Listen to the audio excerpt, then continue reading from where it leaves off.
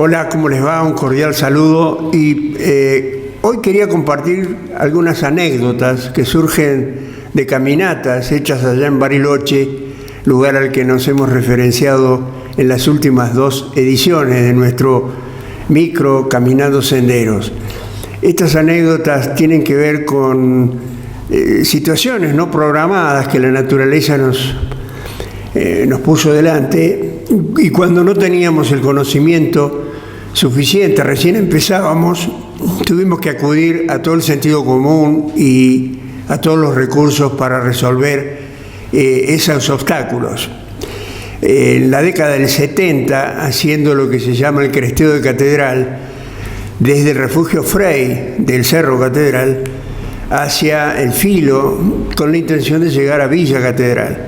En un pasaje de una gran piedra que conocíamos como la Piedra Cuadrada, obligaba a pasar por debajo de ella dejando las mochilas. En uno de esos pasajes la mochila cayó hacia el valle del Rucaco. Yo bajé a buscarla y me encontré con la dificultad en el ascenso de nuevo al Filo, de que es un terreno totalmente inestable, de piedra suelta, donde, para ser gráfico, uno da un paso y desciende 2. El aprendizaje fue entonces de que a estos terrenos llamados pedreros y que uno utiliza bajando los valles, hay que saber que se pone con firmeza el costado de la suela del zapato para el descenso, y que en el ascenso es muy costoso, fatigoso y requiere de un gran esfuerzo. En aquella oportunidad, al regresar al Filo, había caído el sol, se hacía tarde y la decisión fue teníamos que quedarnos en ese lugar. Improvisamos con una suerte de pirca de piedra, tratando de escapar del efecto del frío y de la madrugada de esa noche.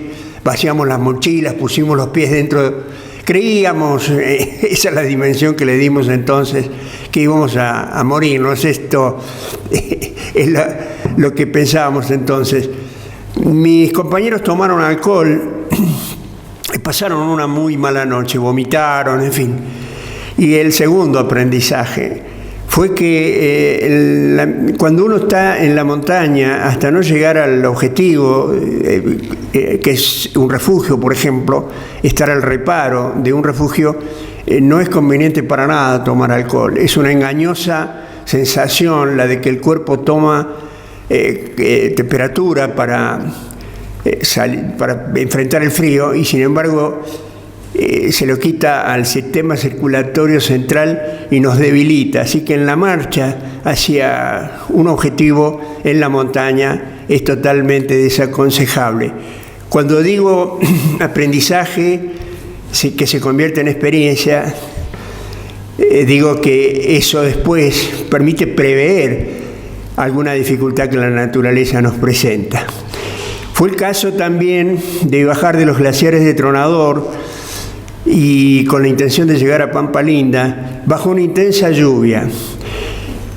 Teníamos que aceptar la incomodidad de estar empapados durante horas en el bosque, pero no dimensionábamos con exactitud que esa lluvia estaba haciendo crecer a los ríos que íbamos a encontrar abajo con un fuerte caudal, y que eso es lo peligroso y que hay que atender en una situación como esa. Del mismo modo que cuando más de una vez habíamos pensado en lo mágico que es caminar por un bosque nevado, viniendo por la picada eslovena del Frey hacia Villa Catedral, ese bosque nevado nos llevó muchas horas, y créanme que es indudable que tiene gran belleza ese silencio, ese color blanco que directamente le da el tono al bosque, pero que es en extremo fatigoso. Uno se entierra hasta la rodilla, pierde por supuesto la referencia del sendero, y todo se va convirtiendo en una situación que, de no repararla,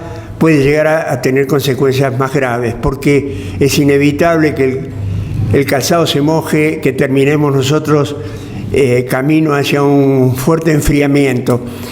De manera que aquel bosque nevado dejó también esta experiencia. En una oportunidad, en mis primeras caminatas, casi inevitablemente, como hacíamos todos, nos deslizábamos por canalones nevados con un nylon, y yo llevaba colgado en mi cuello la cámara de fotos, y que por un movimiento me desacomodó, terminé deslizándome de espaldas hacia la caída de esa nieve.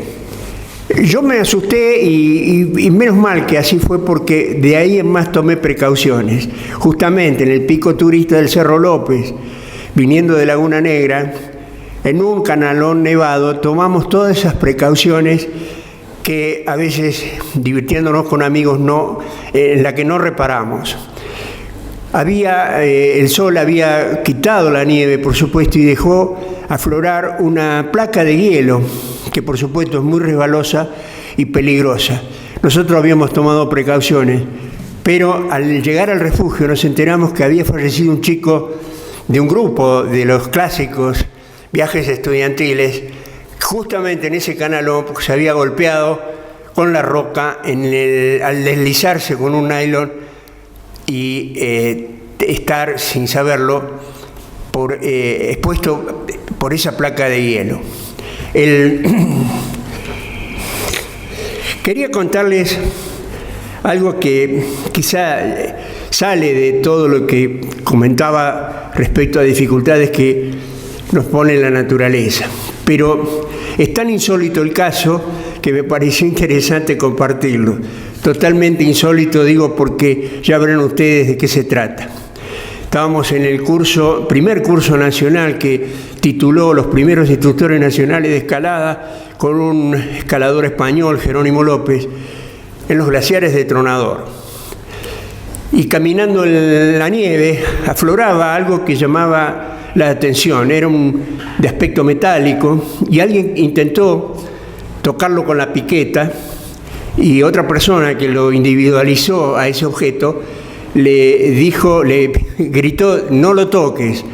Y efectivamente se acercó, lo sacó a ese objeto metálico de la nieve con delicadeza, después lo arrojó entre dos glaciares y explotó. Era realmente una cosa, como les decía, absolutamente inédita, sorprendente, que a todos nos dejó casi totalmente sorprendidos.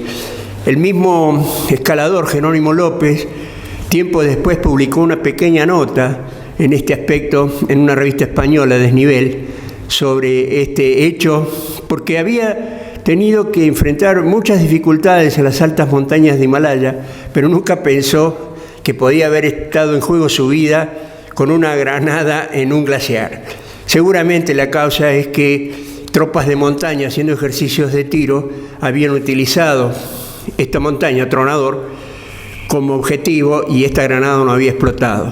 Algo totalmente sacado de lo que la naturaleza normalmente nos puede presentar como dificultad. Acá había estado la mano del hombre, pero el caso tan curioso y tan especial me parece que valía la pena mencionarlo.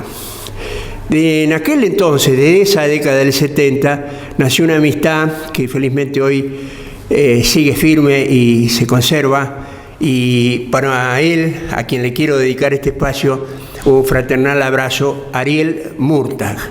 Nos vemos la próxima semana.